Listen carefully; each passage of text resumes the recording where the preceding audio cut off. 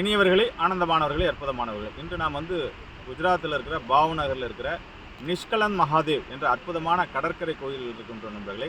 அதாவது உலக அதிசயம் என்று நாம் எதோ சொல்லிக் கொண்டிருக்கின்றோம், உலக அற்புதங்கள் எதோ சொல்லி கொண்டிருக்கின்றோம். இந்த பூமத்திய ரேகை அதாவது ஒரு மிராக்கல் அப்படின்னு சொல்லக்கூடிய ஒரு அற்புதமான விஷயம் நண்பர்களே. ஃபஸ்ட்டு இந்த வரலாற்றை பார்த்து விடுவோம். அதாவது பஞ்சபாண்டவர்கள் பார்த்தீங்கன்னா மகாபாரதம் நடந்தது உங்களுக்கு தெரியும். அந்த போரில் லட்சக்கணக்கான பேர் இறக்குறாங்க.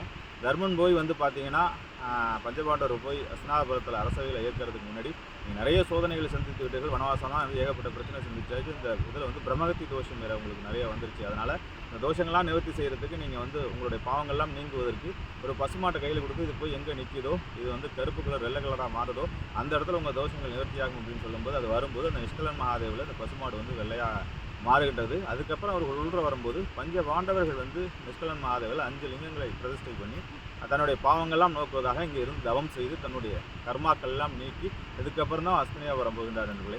அப்படி கிருஷ்ணர் துவாரகையிலிருந்து கைட் பண்ணி தன்னுடைய குருநாதர் வழிநடத்தி பஞ்சபாண்டவர்களால் பிரதிஷ்டை பண்ண ஒரு அற்புதமான லிங்கத்தில் தான் நம்ம இருக்கின்றோம். இந்த லிங்கம் பின்னாடி தெரிந்து கொண்டு இருக்கின்ற அந்த லிங்கம் தான். அதாவது இப்போ நான் நின்றுகிட்டு இருக்க இடம் கடல் ஒரு 15 அடி உள்ள வாங்கியிருக்கு நண்பர்களே. இப்போ நான் இன்னும் ஒரு மணி நேரத்தில் கடல் வந்துட்டு இருக்கு. இந்த 1 மணி நேரத்தில் இந்த கொடிமரம் பின்னாடி தெரியுது பார்த்தீங்களா, அதுக்கு உயரத்தில் கிட்டத்தட்ட தண்ணி போய் மூழ்கிடும். அதாவது ஒரு கடல் இருக்கின்றது, அதாவது ஒரு உள்வாங்குது, ஒரு டயத்தில் உள்வாங்குது, அப்புறம் வெளியேறுது அப்படின்னாக்கா அது ஒரு பெரிய அதிசயம் இல்லை. அது ஏதோ ஜியாகிரபிக்கல் புவியியல் ரீதியாக ஏதோ நடக்குது அப்படின்னு நினைக்கலாம். என்ன விஷயம் நண்பர்களே, அமாவாசை என்று வைத்துக் கொள்ளுங்கள்.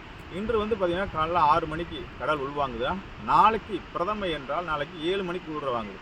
அதுக்கப்புறம் மூன்றாவது தேதி 4வது துவாதசி, அஷ்டமி, நவமி அப்படின்னா 6 மணி, 7 மணி, 8 மணி, 9 மணி, 10 மணி டிஃப்ரெண்ட் டயத்தில் திதிக்கு ஏற்ப அப்படியே உள்ற வாங்கிட்டு அதுக்கப்புறம் பௌர்ணமி நேரத்தில் வித்தியாசமான நேரங்களில் காலையில் ஒரு வாட்டி, ஈவினிங் ஒரு வாட்டி உள்வாங்குறது நண்பர்களே.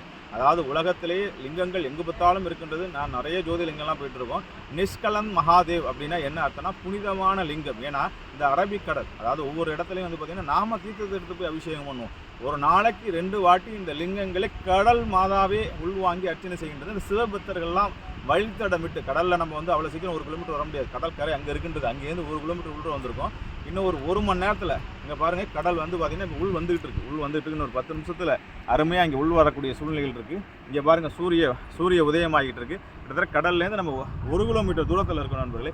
இந்த அற்புதமான லிங்கத்தில் நம் நண்பர்கள் பார்த்திங்கன்னா 7 சனி தோஷங்கள், தோஷங்கள், சில பிரச்சனைகள் அப்படின்னு சொல்லுவாங்க. நான் என்ன கேட்டால் அவ்வளோ பெரிய பிரம்மகத்தி தோஷத்தை நிவர்த்தி செய்த அந்த நிஷ்கலன் மகாதேவ் நம்முடைய கர்மாக்களை நம்ம என்ன ஒரு எறும்பு கூட கொண்டிருக்க மாட்டோம், ஒரு பூனையை கூட கொண்டு ஏதோ சிறு பாவங்கள் செய்திருக்கிறதுனால மனிதன் சில கஷ்டங்களை பெற்றுக் கொண்டிருக்கின்றான்.